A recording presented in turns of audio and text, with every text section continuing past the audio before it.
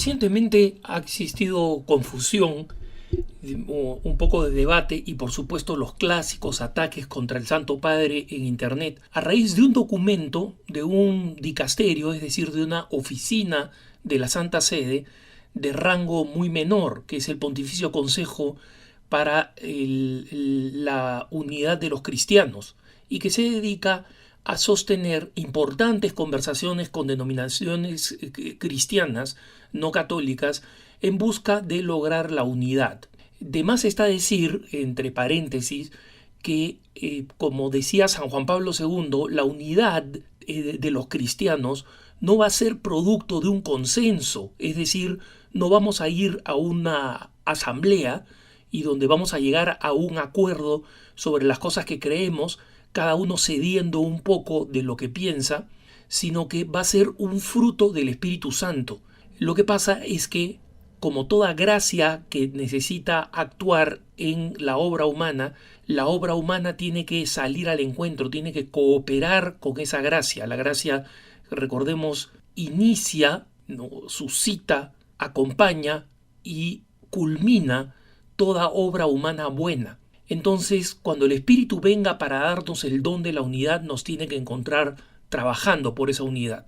En este documento se mencionaba de paso, y literalmente de paso, y todos se centran en esa breve frase, se señalaba a Lutero, Calvino y Zwinglio, las cabezas de las grandes herejías occidentales, como testigos de la fe. Y luego esta expresión testigos de la fe, en el sentido que ellos de alguna manera creían en conciencia que estaban actuando bien y por el bien del Evangelio, que es lo que le corresponde suponer a un cristiano, la bondad y la rectitud de la intención, ¿no?, ha sido distorsionada y convertida en que lo han canonizado, lo han vuelto santo, han dicho que es igual que San Ignacio de Loyola. Ninguna de esas cosas es cierto. Lo importante es comprender que la diferencia entre nosotros y los luteranos es una diferencia radical, una diferencia importante, y en el actual aniversario de la revuelta de Lutero, nosotros simplemente somos testigos a fondo de que esta división y esta diferencia es una absoluta realidad y que no hay manera de cerrar los ojos a esta realidad, no hay manera de olvidarnos o de dejar atrás esta realidad. Este es importante señalarlo porque el secretario general de la Federación Luterana Mundial acaba de lanzar un comunicado en el marco de del diálogo que se trata de tener con ocasión del aniversario de la revuelta de Lutero, a que los luteranos alrededor del mundo se concentren en las enseñanzas de Martín Lutero en el año 2017, el año del aniversario, de recordar que la salvación nos llega solamente a través de la fe en estos 500 años de la Reforma Protestante, que nos llega exclusivamente a través de la fe. Voy a explicar esto, pero antes de explicarlo quiero hacer un excursus, pequeña pausa para explicar algo importante.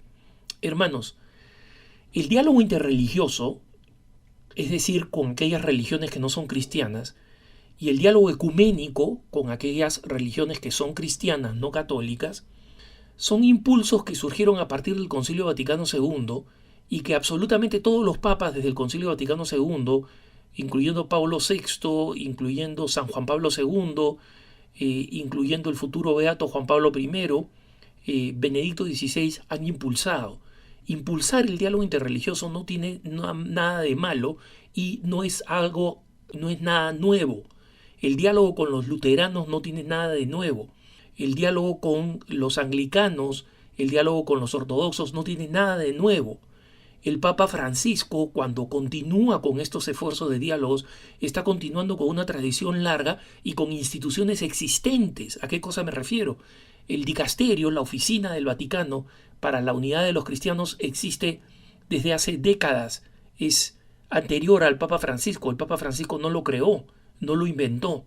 Lo mismo para el diálogo interreligioso. En consecuencia, quienes pretenden presentar al Papa Francisco como un innovador peligroso que está presentando cosas que son peligrosas o creando conversaciones que son peligrosas, simplemente no entienden nada y forman parte de ese grupo de críticos del Papa que son fundamentalmente víctimas del milenarismo y de la convicción de que de alguna manera algún fin del mundo se está acercando, algún tipo de fin del mundo se está acercando, y que este Papa es una especie de transición hacia ese fin del mundo, o no es un Papa legítimo, como he escuchado decir algunos que se llaman católicos, y digo se llaman porque quien dice eso no lo es en verdad. Cierro el paréntesis, vuelvo al tema del luteranismo. Las diferencias con los luteranos son a prueba de balas. Ellos piensan una cosa, nosotros otra. Como dije, el secretario general de la Federación Luterana Mundial, el reverendo Martin Junge, alemán, publicó un documento en el que dice textualmente, y leo, con ocasión de este 2017, año del 500 aniversario de la revuelta protestante, dice: solo por la gracia. Este fue el mensaje bíblico que Lutero redescubrió y puso en el centro del Evangelio de Jesucristo. Quisiera invitar a todas las iglesias miembros de la Federación Luterana Mundial a que se mantengan firmes y se preserven enfocados en el mensaje de salvación, de que la gracia nos llega solo por la fe, solo por la fe. ¿Qué es lo que está diciendo Martin Junge? Está diciendo que es imposible coincidir con nosotros los católicos, que no creemos que la fe sola salva. Es más, las escrituras están en contra de esa afirmación, pero no vamos a entrar a ese largo debate. 500 años de debate no han llegado a ninguna conclusión, ni les ha hecho entender a los luteranos que las mismas sagradas escrituras nos hablan de la necesidad de las obras, y no solamente de la necesidad, sino del mérito de las obras inspiradas, acompañadas y culminadas por la gracia de Dios. En lo que estamos de acuerdo es que sin la gracia no hay obra meritoria ni hay salvación. Sin la gracia de Dios no hay obra meritoria, no hay salvación. No hay persona que se pueda salvar por sí mismo y por sus propios recursos. Pero es interesante ver que en el 2017, después del gesto de la visita del Papa a Suecia para encontrarse con los luteranos y hablar de las cosas que podemos hacer en común, este secretario general de la organización que junta a todas las denominaciones e iglesias luteranas del mundo y que tiene su sede en Ginebra, en Suiza, habla clarísimamente de cómo ellos, siendo una religión que viene en marcado descenso, en Estados Unidos los luteranos, por ejemplo, eran una de las religiones más importantes, de los que se conocían como las mainline churches, ¿no? Las iglesias principales o centrales, y hoy en día han perdido una cantidad enorme de fieles. Pero el Martin Junge, el secretario general de los luteranos, insiste en que nosotros como católicos sostenemos una afirmación sobre la relación de la fe y las obras, la fe y la gracia y la naturaleza humana, que es incompatible con la manera como los luteranos entienden la salvación, el origen de la salvación, que solo por la fe, solo por la gracia, el hombre no aporta nada, el ser humano no aporta nada, y el único acto salvífico, si se puede hablar de acto, es el de decir yo creo en Jesucristo hasta la muerte, ¿no? Y esto es efectivamente una herencia de Martín Lutero, que decía peca fuertemente, cree más fuertemente, porque le parecía que para el hombre era imposible dejar de pecar por lo corrupto de su naturaleza. Nosotros los católicos, como he señalado en otras ocasiones, no creemos en eso, creemos en que la naturaleza del hombre, pecadora, herida por el pecado profundamente, sin duda, es sin embargo redimida por la obra redentora de Jesucristo. Esa relación con Dios no solamente es restaurada, sino elevada a una categoría superior. Somos ahora hijos como es el Hijo.